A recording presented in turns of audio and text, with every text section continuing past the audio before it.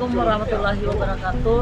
Saya Arbain. Pada kesempatan video kali ini, saya akan mengajak teman-teman bagaimana caranya kita mengetahui tahap-tahap identifikasi kerusakan pada peninggalan arkeologis sebelum melakukan yang namanya tahap konservasi. Sebelum kita melakukan tahap identifikasi kerusakan situs, mungkin saya akan memperkenalkan situs yang akan kita identifikasi terlebih dahulu. Yang akan kita identifikasi pada kali ini adalah kerusakan pada situs penjara kolonial Belanda.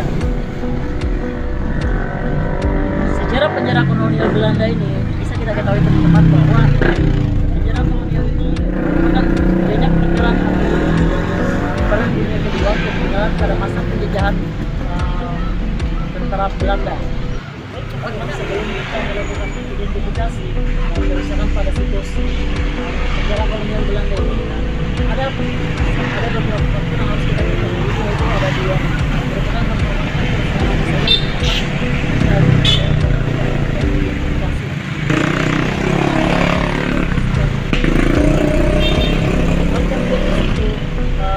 kerusakan yang dialami pada satu situs yang disebabkan oleh faktor alam bahan, layak dan juga jamur. Faktor non biologis itu disebabkan seperti kelembapan udara, suhu, cuaca, matahari, hujan, dan vandalisme dan gempa bumi. Tanpa perlu mengulur waktu, yuk kita lihat kira-kira kerusakan apa saja yang terdapat pada situs penjara kolonial ini.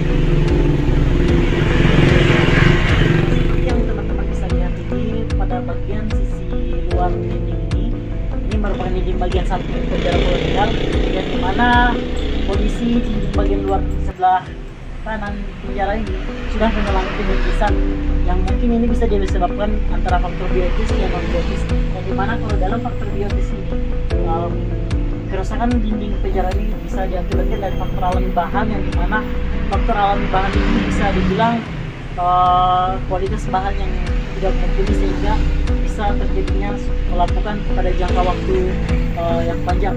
Yang kedua, kalau untuk dari segi faktor non biotis, ini bisa diakibatkan dari faktor cuaca seperti kelembapan suhu, panas matahari, dan juga faktor hujan yang bisa mengikis dinding penjara.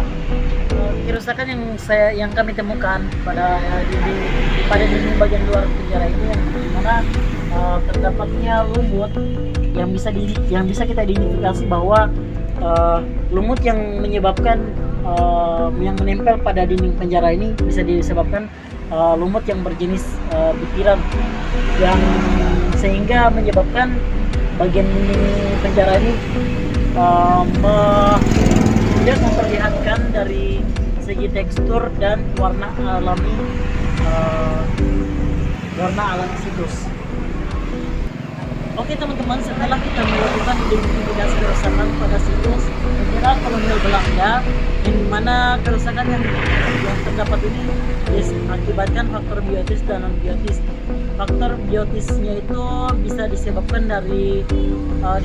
oleh adanya butiran-butiran lumut yang menyebabkan bentuk dan warna bangunan struktur bagian luar penjara tidak terlihat yang jelas.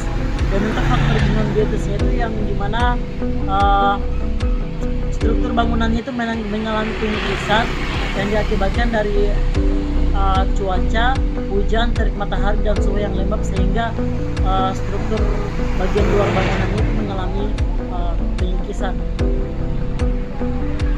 Untuk tahap penanggulangan dalam faktor non biotisnya itu bisa kita lakukan dengan tahap replika bahan struktur bangunan, yang dimana kita bisa melakukan itu pada laboratorium untuk menganalisis bahan, sehingga kita bisa melakukan tahap-tahap pengaplikasian replika struktur bangunan, sehingga bisa mengembalikan struktur bangunan penjara kolonial seperti semula. Oke teman-teman, mungkin itu saja yang bisa kami jelaskan, tahap-tahap apa saja yang bisa kita lakukan untuk mengidentifikasi kerusakan pada situs sebelum melakukan tahap konservasi. Mungkin dari saya, apabila terdapat kesalahan kata, mohon maaf. Wassalamualaikum warahmatullahi wabarakatuh.